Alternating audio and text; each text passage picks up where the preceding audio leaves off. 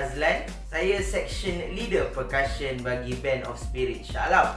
Dan dalam video ini, saya akan memperkenalkan percussion kepada anda semua dan juga breakdown kan asas dan juga teknik permainan, fungsi dan bunyi alat-alat yang bakal korang bermain untuk section ini pada masa akan datang. Jadi tanpa melengahkan masa lagi, mari kita ke bahagian yang pertama. Percussion merupakan alat-alat muzik yang memerlukan daya ketukan untuk menghasilkan bunyi pada alat tersebut. Okey, ada pelbagai jenis dan kategori dalam konteks percussion ni lah. Antaranya adalah Latin, Western, shade dan obviously concert percussion. Tetapi dalam video ini kita hanya akan fokus kepada marching percussion saja, which is drumline dan juga pitch percussion. Alright, drumline dan pitch percussion memainkan peranan yang sangat besar kerana kita, drumline dan pitch ni adalah nadi dan jantung kepada sesebuah pencaragah. Selain itu, dalam drumline dan pitch percussion ni, korang perlu ada daya ketahanan fizikal dan mental yang kukuh dan kental serta daya kefahaman yang cekap dan tangkas. Anda perlu mempunyai beat dan kefahaman irama yang konsisten dalam diri korang.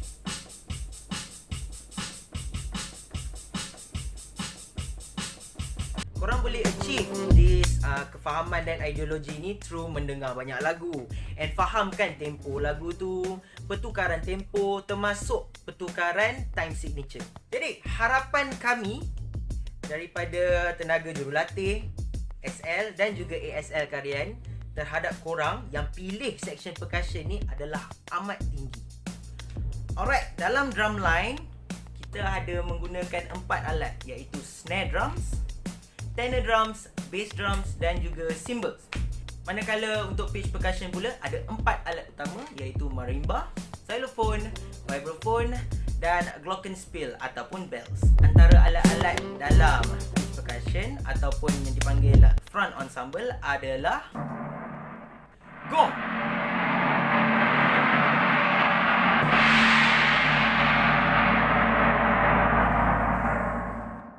concert bass, wind chimes, drum set,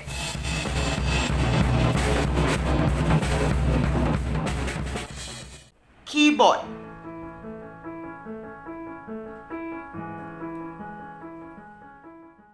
bass gitar, floor tom, tamborin dan shaker.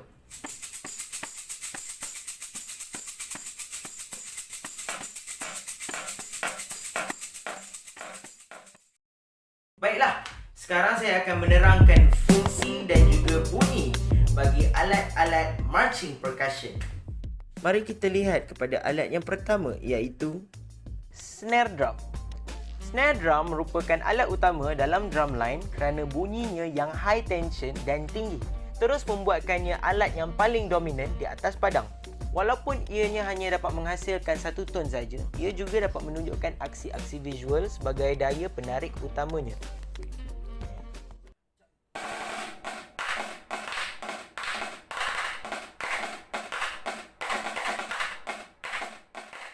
Seterusnya adalah tenor drums.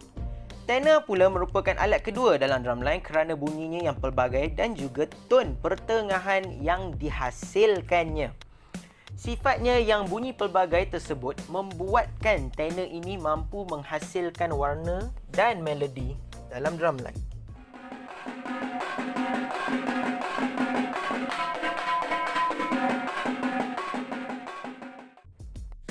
Sekarang kita ke alat bass drum. Bass drum juga adalah alat yang penting kerana ton yang dihasilkannya adalah amat rendah dan dalam. Hal ini membuatkan ianya amat seimbang bunyinya bersama snare dan juga tenor drums. Bass drums juga mampu menghasilkan warna dan melodi bergantung kepada jumlah bass yang digunakan di atas padang.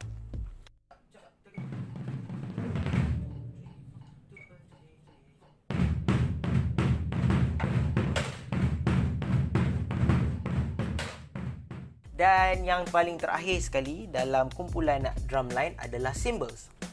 Cymbals pula penting dalam memberi bunyi yang melengkapkan irama dan rentak dalam drumline. Maksud melengkapkan ini adalah sebagai penghubung dan juga penghabisan yang memberi impak kepada drumline tersebut. Selain itu, ia juga memainkan peranan dalam aksi visualnya yang tersendiri untuk menarik perhatian penonton.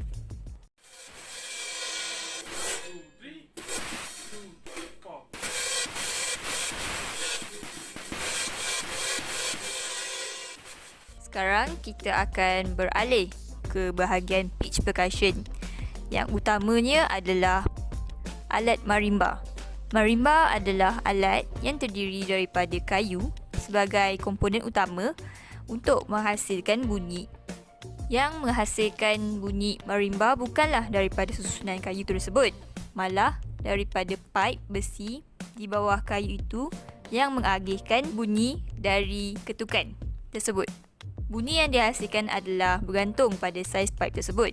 Marimba ini menghasilkan bunyi yang bulat, lembut dan rendah.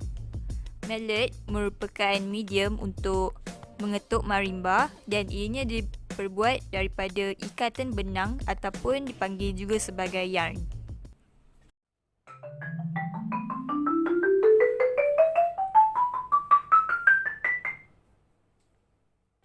Okey, alat seterusnya merupakan xylophone.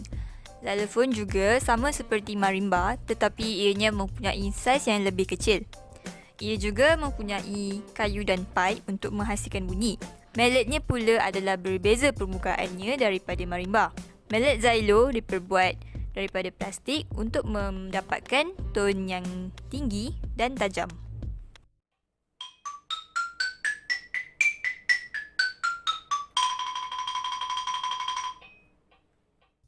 Alat seterusnya adalah glockenspiel. Glockenspiel atau bells diperbuat daripada komponen besi dan ianya mampu menghasilkan bunyi yang tinggi, tajam dan nyaring apabila diketuk. Bells amat kecil saiznya berbanding alat pitch yang lain kerana sifatnya yang mudah alih membuatkan bells boleh dimainkan di front ensemble dan juga sambil berkawat bersama seksyen lain dalam pembarisan.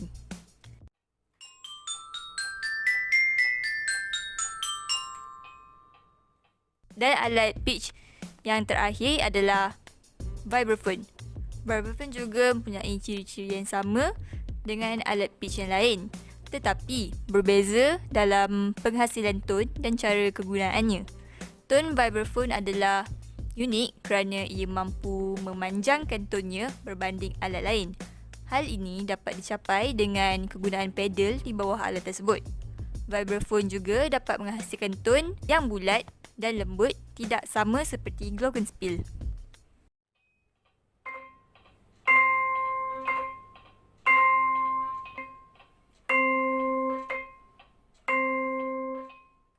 Sekarang mari kita melihat dan mendengar bunyi dan fungsi setiap alat apabila dimain bersama.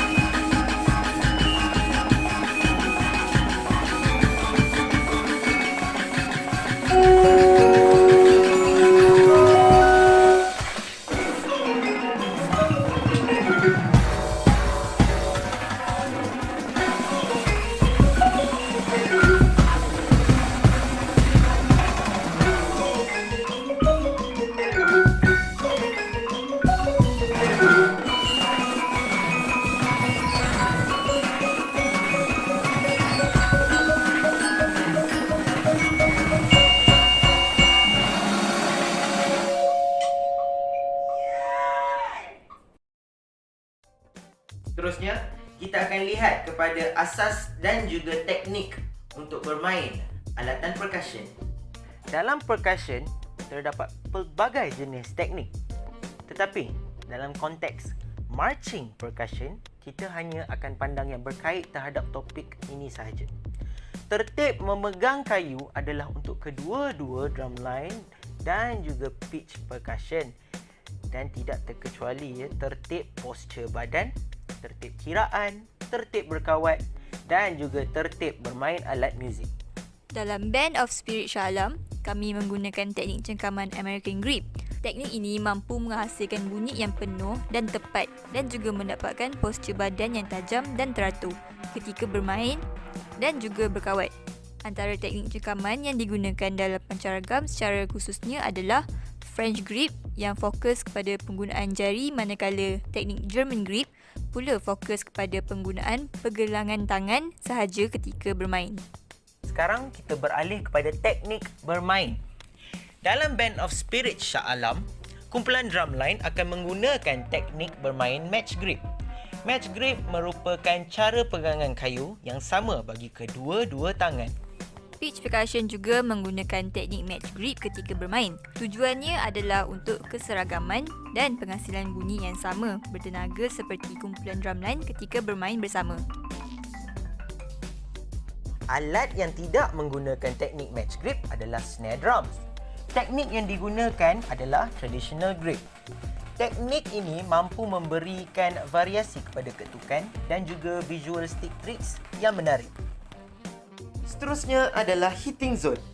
Hitting zone merupakan posisi kayu di atas permukaan alat ketika bermain. Alatan yang mempunyai hitting zone merupakan bass drum, tenor drum dan snare drum. Kepentingan hitting zone adalah untuk mendapatkan bunyi yang optimum daripada ketiga-tiga alat tersebut. Hitting zone bass drum adalah di tengah-tengah permukaan drumnya. Di zone ini, anda akan mendapat ketukan yang resonant dan juga responsif. Untuk tenor drum pula, adalah dikehendaki untuk mengetuk pada hit zone yang telah di-highlightkan dalam video ini. Di sinilah di mana tenor drums akan menghasilkan bunyi deringan yang kuat apabila diketuk dan dimain. Dan akhir sekali adalah snare drum. Sama juga seperti bass drum, hitting zone snare drum berada pada tengah-tengah permukaannya. Di sini kita akan mendapat ketukan yang paling responsif dan juga resonant ketika bermain. Dalam Band of Spirit Shah Alam, terdapat beberapa command dan juga arahan daripada drum major, conductor dan juga commander yang anda perlu tahu sebagai seorang pemain. Tegam, sedia. Senang, diri. Tegam, sedia. Semen up, semen down. Semen up, semen down. Senang, diri. Rehatkan diri. Baiklah, itu sahaja untuk video kali ini. Saya harap anda semua belajar perkara baru dalam video ini. Apa-apa soalan boleh kemukakan kepada section leader dan juga assistant section leader. Terima kasih atas perhatian anda. Assalamualaikum.